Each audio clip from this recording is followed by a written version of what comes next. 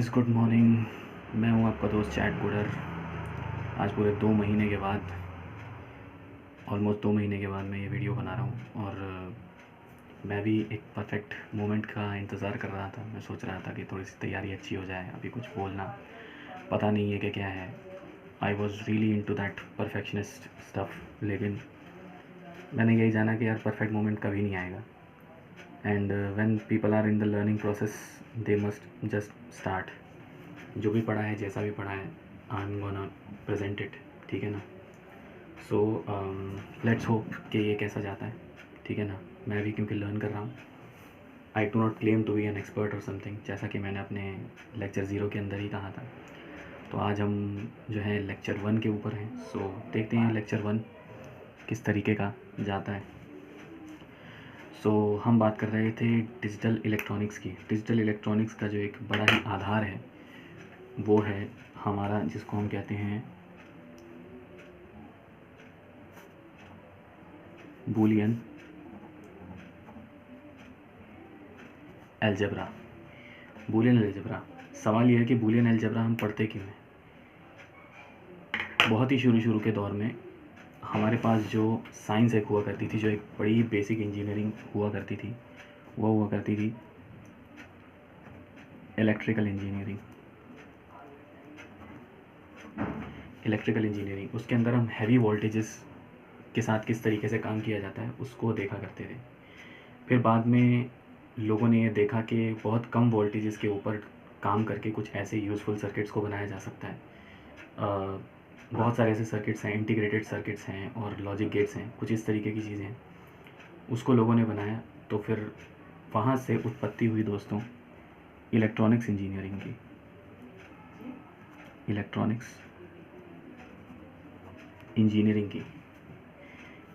Engineering के बाद जब मेमोरी के ऊपर बड़ा अच्छा काम हो गया और सिग्नल्स प्रोसेसिंग के ऊपर बड़ा अच्छा काम हो गया और कंप्यूटर्स जो है वो बड़े एफिशिएंट हो गए, जब एक प्रोग्राम को स्टोर करने की एक चीज़ आ गई, वॉन न्यूमैन आर्किटेक्चर और इस तरीके की चीज़ें जब इंट्रोड्यूस हुई, कंप्यूटर्स जब बड़े ही क्या कहते हैं प्रभावशाली हो गए, शक्तिशाली हो गए, उसके बाद जिस चीज़ ने जन्म लिया, जिस साइंस ने जन्म लिया, आज हम उसको कहते हैं कंप्यूटर साइंस या फिर कंप्यूटर इंजीनियरिंग। कंप्यूटर इंजीनियरिंग का एक बहुत ही क्या कहते हैं महत्वपूर्ण पार्ट है डिजिटल इलेक्ट्रॉनिक्स। डिजिटल इलेक्ट्रॉनिक्स के अंदर बेसिकली हम लोग सिर्फ 2 ही तरीके के सिग्नल्स पर काम करते हैं, एक हमारा पॉजिटिव सिग्नल और दूसरा नेगेटिव सिग्नल। इसको हम 0 और 1 से भी हम लोग इसको समझ सकते हैं। इसको हम ट्रू और फॉल्स की तरह भी ले सकते हैं। सो इन 2 डिस्क्रीट वैल्यूज़ पर, यानी कि एक वैल्यू जो है वो दूसरी नहीं है और दूसरी जो वैल्यू है वो पहली के करीब नहीं है, बहुत ही 2 किस्म की एक डिस्टिंक्ट वैल्यूज़ के ऊपर काम करेंगे दोस्तों। इसके ऊपर सबसे पहला काम जो किया था वो किया था जॉर्ज बूल ने।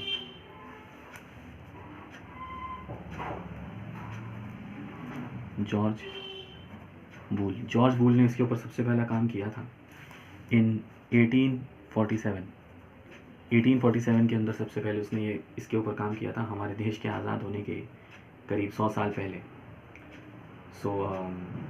जो भी चीज़ें, ठीक है ना, उन्होंने अपनी सबसे पहली बुक जो शाया की थी उसका नाम था the mathematical analysis of logic.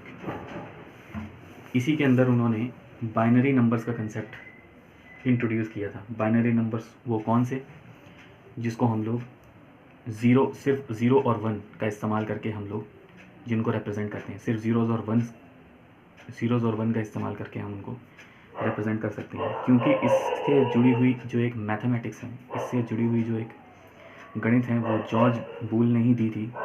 इसी बहाने से, इसी बात से, इसी की वजह से, बहाना नहीं कहना चाहिए, इसी वजह से इसको हम बूलियन अलजेब्रा कहते हैं। बूलियन अलजेब्रा का मतलब ऐसा अलजेब्रा नहीं जो 2 डिस्टिंक्ट वैल्यूज़ के ऊपर काम करें, सिर्फ बाइनरी नंबर्स के ऊपर काम करें। बूलियन अलजेब्रा वो है जो जॉर्ज बूल ने दिया था। इसके there are many aspects of it जो कि हमारे कोर्स से ज़्यादा पर्टेनिंग नहीं है, सो हम लोग इसके ऊपर बहुत ज़्यादा बात करते हुए हम लोग इसके ऊपर नहीं दिखेंगे, ठीक है ना। So there are certain laws, there are certain rules and regulations जिसको जॉर्ज बूल ने अपनी इस किताब में दिया था, अपनी स्टडी के अंदर। आज उनकी मदद से हम उन कायदे कानूनों को जानते हैं, ठीक है ना। तो उसके अंदर कुछ ऐसे बूलियन लॉज हैं जिनको हम लोग पढ़ेंगे। So let's start with it.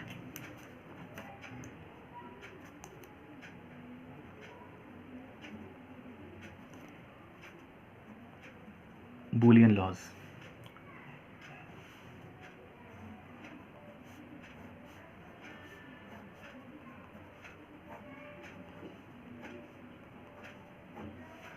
Okay, so Boolean laws के अंदर सबसे पहला कुछ ऐसे लॉज हैं, उनको हम बारी बारी से पढ़ेंगे। इनकी सीक्वेंस मायने नहीं रखती, all are important, all are equally important, ठीक है ना। तो इसके अंदर सबसे पहला जो लॉ है हमारा, इसके अंदर सबसे पहला जो कानून है, वी कॉल इट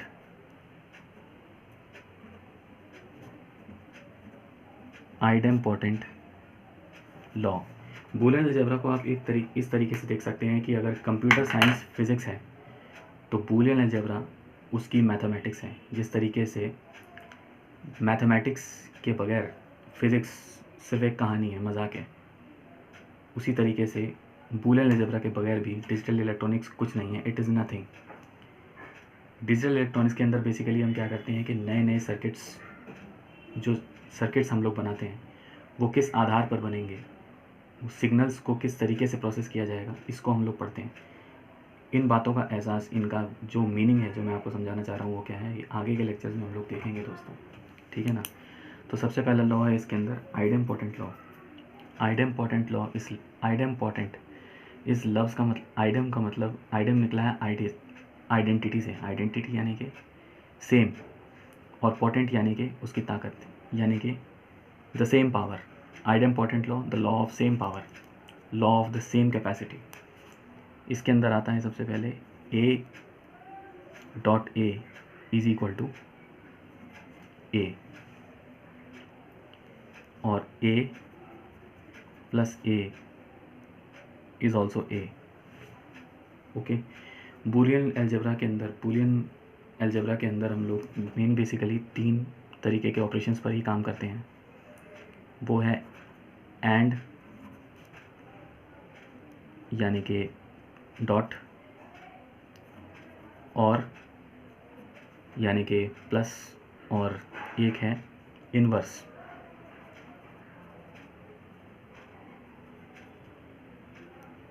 जिसको हम जनरली इस तरीके से कॉम्प्लीमेंट करते हुए हम लोग लिखते हैं, राइट।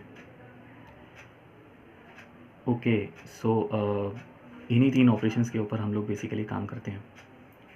अगला जो लॉ है वो है एसोसिएटिव लॉ।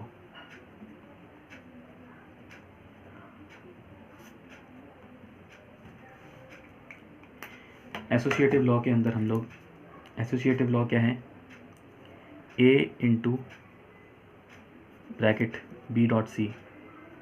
इसको, और एक चीज़ का ध्यान रखिएगा कि this operation must be call as और only.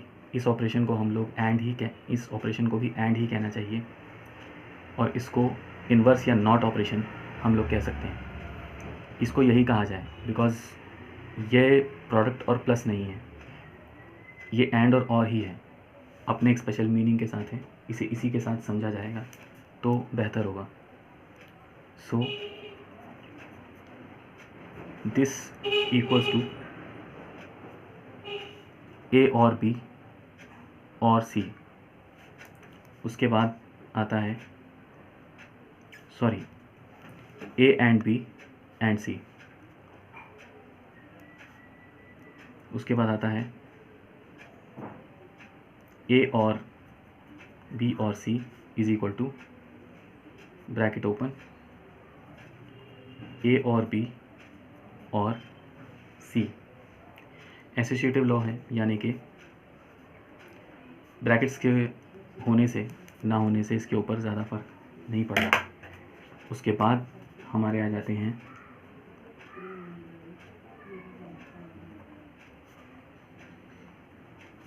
Communicative laws.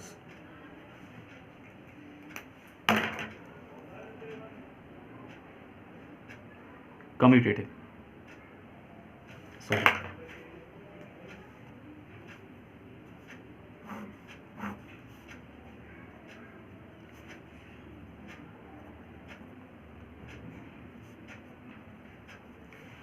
Commutative law. वैसे उसमें आदमी बिल्कुल ही ब्लैंक हो जाता है, sorry. So a dot b is equal to b dot ए,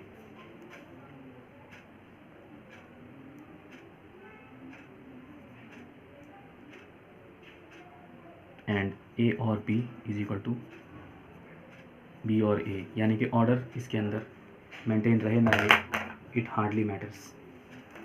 अब यहाँ से थोड़ा सा सीरियस होना शुरू हो जाता है when we have distributive law.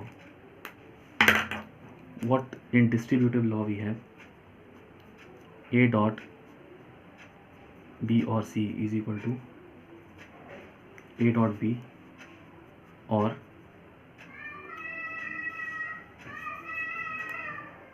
A dot C, and ये एक बड़ा, इसको समझना क्या कहते हैं, बहुत ही आसान है। जैसा कि सिंपल मैथमेटिक्स के रूल्स में भी हो सकता है कि हमने पहले इसको इससे मल्टीप्लाई किया, फिर इसको इससे मल्टीप्लाई किया, and then we got this expression.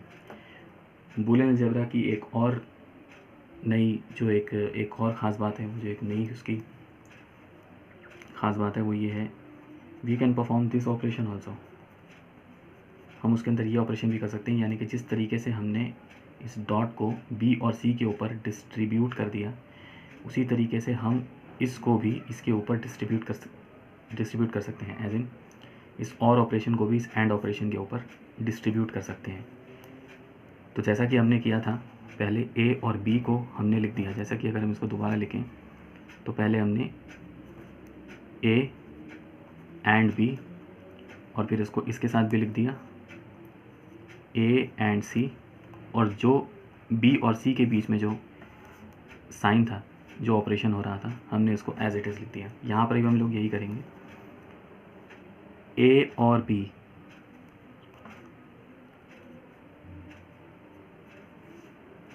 कर दिया, उसके बाद फिर ए और सी कर दिया, और अब इन दोनों के बीच में जो बी और सी के बीच में जो ऑपरेशन था उसको सीधा सीधा लिख दिया। That's it. बूलियन अलजेब्रा के अंदर हम लोग ऐसा भी कर सकते हैं। जैसे जैसे ऑपरेशंस जो हैं ये बढ़ते चले जाएंगे, things will get more serious and more impressive. बहुत सारी ऐसी चीज़ें हैं जो हम बूलियन अलजेब्रा के अंदर कर सकते हैं, लेकिन आमतौर पर मैथमेटिक्स के अंदर हम उसे नहीं कर पाते। तो एक बहुत ही इम्पॉर्टेंट लॉ इसके अंदर आ जाता है, वो है हमारा De Morgan law. De Morgan law क्या कहता है? डी मॉर्गन लॉ कहता है ए प्लस बी का इन्वर्स। अगेन थोड़ी आदत सी पड़ गई है। ए और बी का इन्वर्स क्या होगा? ए और बी का इन्वर्स होगा A inverse dot B inverse, और ए डॉट बी का इन्वर्स क्या होगा? ए इन्वर्स और बी इन्वर्स। इसको समझने के लिए, इसको इसकी आदत डालने के लिए, शुरू में तो ये याद नहीं हो सकता, अचानक से तो याद नहीं हो सकता। हम थोड़े थोड़े स्टेप्स लेकर चीज़ों को सीखते हैं, बहुत ही आसान चीज़ों को कर लेते हैं। छोटे छोटे एक साथ बहुत सारे छोटे छोटे स्टेप्स लेना आसान है, इन कंपैरिजन ऑफ के एक बड़ा सा स्टेप ले लें और अपनी मंजिल तक पहुंच जाएं। इनको समझने के लिए बेसिकली हम लोग क्या कर सकते हैं, जैसे ही हमने इन्वर्स देखा इन दोनों के ऊपर, फ़ौरन हमने क्या किया, मान लीजिए कि हमने देखा ए और बी, आप इसे अपनी सहूलत के लिए लिख सकते हैं ऐसा, ए और बी का इन्वर्स क्या हो जाएगा। तो सबसे पहले जैसे ही हमने इन्वर्स देखा हमने लिख लिया ए का भी इन्वर्स और बी का भी इन्वर्स। उसके बाद हमें इसको भी इन्वर्स कर देना है and then we put the dot. ऐसे ही यहाँ पर भी है, ए डॉट बी का इन्वर्स देखा, ए इन्वर्स बी इन्वर्स लिख लिया। इसको लिख लेने के बाद फिर हम, क्योंकि यहाँ पर डॉट है, इन्वर्स हो जाएगा तो प्लस या फिर और, ठीक है। अंडरस्टैंडिंग इज़ व्हाट मैटर्स, ठीक है ना। इस ऑपरेशन को बूलियन अलजेब्रा के अंदर it has a separate meaning. इसको प्लस की तरह आप देखिएगा मत, या फिर अगर आप इसे प्लस अगर बुलाना ही चाहते हैं, या फिर जैसे कि मुझे भी इसको बुलाने की आदत है, बट इन ऑल अंडरस्टैंडिंग इसकी होनी ज़्यादा मैटर करती है। That it is indeed a different operation, भले ही ये इसको प्लस साइन या फिर जो मैथमेटिक्स का एक साइन होता है उसी से डिनोट किया जा रहा है। Okay, so this was D Morgan's law up till now.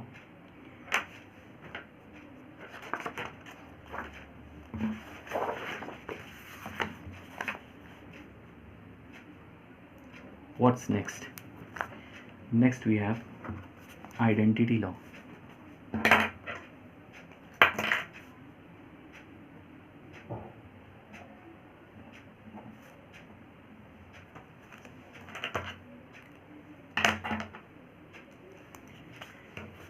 In identity laws, A or 0 will be equal to A. A dot 0 will be 0. A or 1 is equal to 1. A dot 1 is equal to A.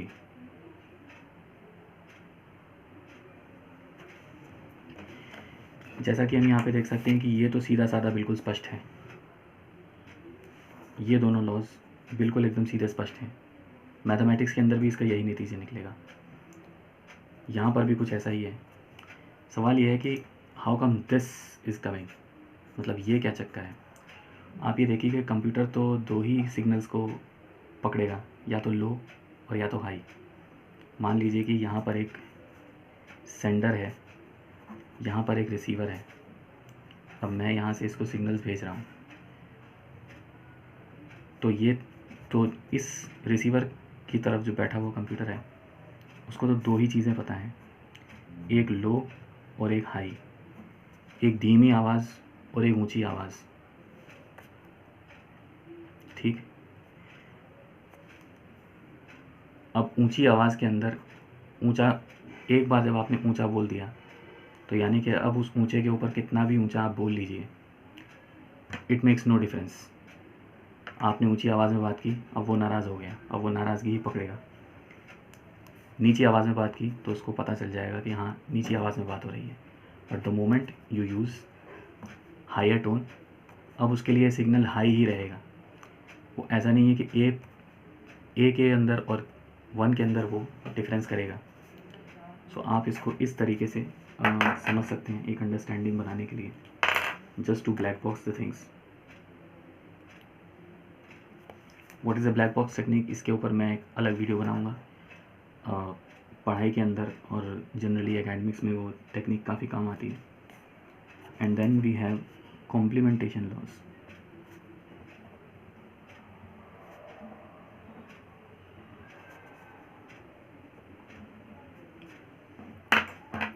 Complementation law के अंदर क्या है,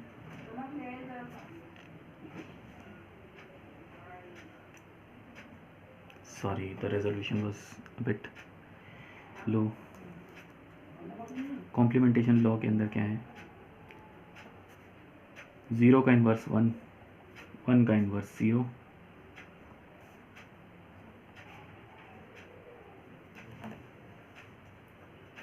ए into A inverse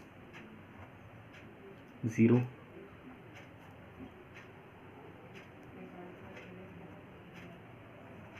A plus A inverse is equal to 1।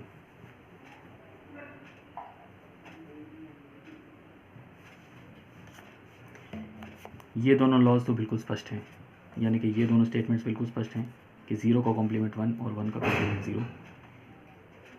ये भी काफ़ी हद तक स्पष्ट है कि ये क्यों इस तरीके से आ रही है। जैसे कि मैथमेटिक्स के रूल्स के अंदर भी हम इसको देख सकते हैं कि मान लीजिए कि इन दोनों की मैथमेटिक्स के रूल्स पर इसको क्या लेना, इन दोनों की अगर हम लोग एक केस स्टडी किस्म की एक बनाएं, जैसा कि अगर मैं ये डालूं कि ए की वैल्यू है, आप मुझे बताइए कि बूलियन अलजेब्रा के अंदर ए की क्या कितनी वैल्यूज़ हो सकती हैं।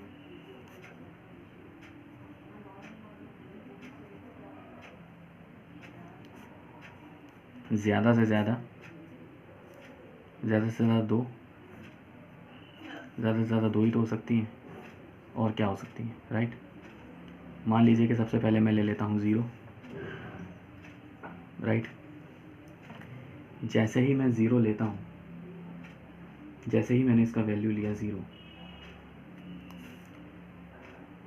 तो ये तो हो जाएगा 0, ये तो हो जाएगा 1, दोनों कुल मिलाकर क्या आएंगे 0। और अगर मैं इसका वैल्यू लेता हूँ 1, तो 1 का कॉम्प्लीमेंट 0, इन दोनों को मल्टीप्लाई करके भी 0 ही आएगा, तो हर हाल में ये 0 ही रहेगा। ऐसे ही इसको भी आप कर सकते हैं। ए की आप वैल्यू ले लीजिए, बॉक्स काफ़ी बनाने में वक्त ज़ाया हो गया, माफ़ कीजिएगा, राइट, ओके। तो 0 और 1, तो 0 + 0 का कॉम्प्लीमेंट 1, अगेन आंसर इज़ 1। 1 और 1 का कॉम्प्लीमेंट 0, 1 और 0 को और करेंगे क्या आएगा, अगेन 1 आएगा, ठीक है ना। So this is how it works. And then we have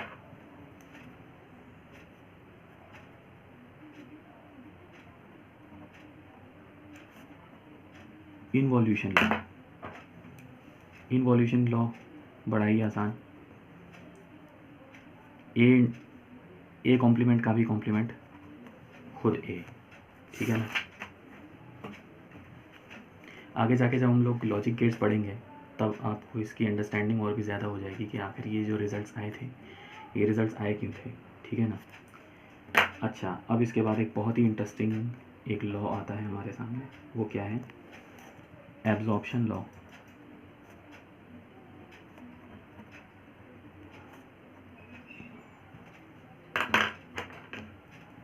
absorption law क्या कहता है, a + ab =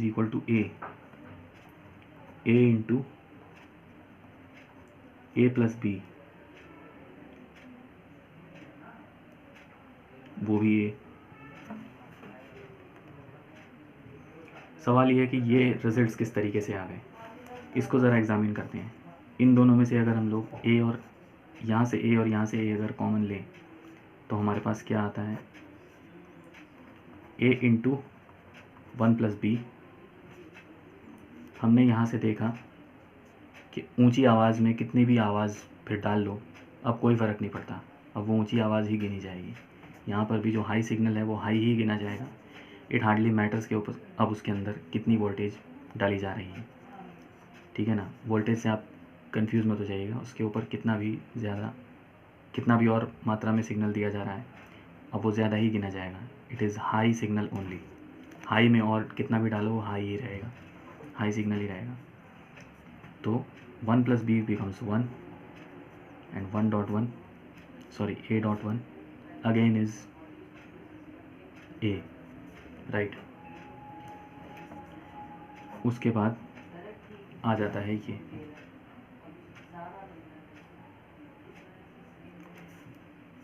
इसके अंदर भी बिल्कुल घबराने की ज़रूरत नहीं है। जैसे कि अगर हम इसको, इस ब्रैकेट को खोल देने के बाद हमारे पास क्या आएगा, a.a, और या फिर कहने के प्लस a.b।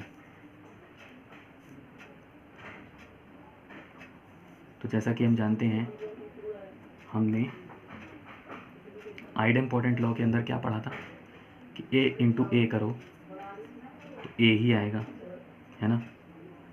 लो सिग्नल और लो सिग्नल मिलकर क्या बनेंगे, या हाई इंटू हाई सिग्नल मिलकर क्या बनेंगे, हाई या लो सिग्नल ही बनेंगे रिस्पेक्टिवली। और ए डॉट बी को यहीं छोड़ देते हैं। अब ये बिल्कुल इसके जैसा दिख रहा है, राइट। इसके साथ भी वही अशर हम लोग कर सकते हैं, a into 1 plus b and then identity law के हिसाब से ये बन जाएगा 1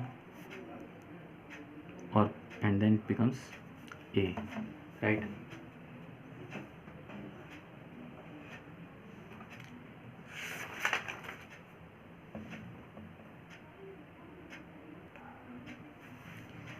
next we have compensation laws.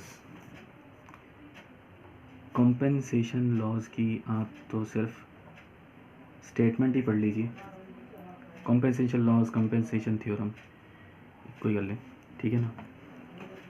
तो इसको आप लोग पढ़ सकते हैं, ठीक है ना। इसकी फ़िलहाल मैं स्टेटमेंट्स लिख रहा हूँ। स्टेटमेंट इसकी कुछ इस प्रकार है कि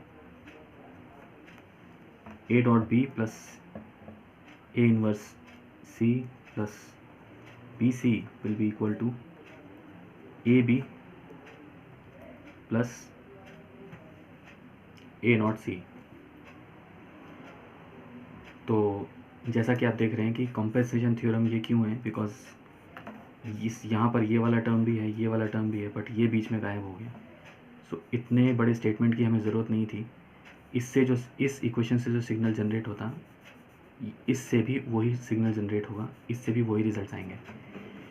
और उसके बाद अगेन जो इसका एक कॉम्प्लीमेंट्री या फिर क्या कह सकते हैं कि एक डुअल वर्जन, आगे आपको ये पता लगेगा कि इन चीज़ों का लिटरली एक बड़ा ही फॉर्मल मीनिंग है। इसको आप एवं इसी तरीके से नहीं इस्तेमाल कर सकते, ठीक है ना। लेकिन उसका एक भाई आप कह सकते हैं कि इसकी एक भाई इक्वेशन जो है वो ये हो सकती है कि जहाँ जहाँ पे डॉट डॉट था वहाँ वहाँ पे हमने प्लस कर दिया, जहाँ जहाँ पे प्लस प्लस था वहाँ वहाँ पे डॉट डॉट कर दिया, एज इट इज़। सो वहाँ पर भी कुछ इस तरीके का ही माहौल रहेगा।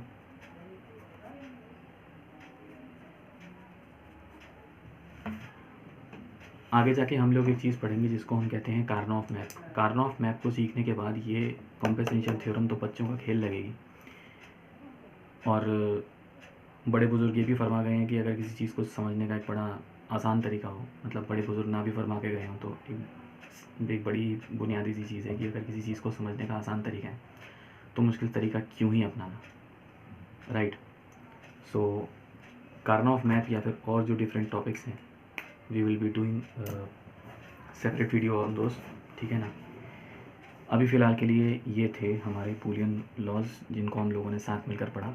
थैंक यू वेरी मच, यहाँ तक अगर आप बने रहे हैं तो, ठीक है ना, मेरे साथ। सो इसको लाइक शेयर सब्सक्राइब आप लोग कर दीजिएगा। Thank you very much, bye.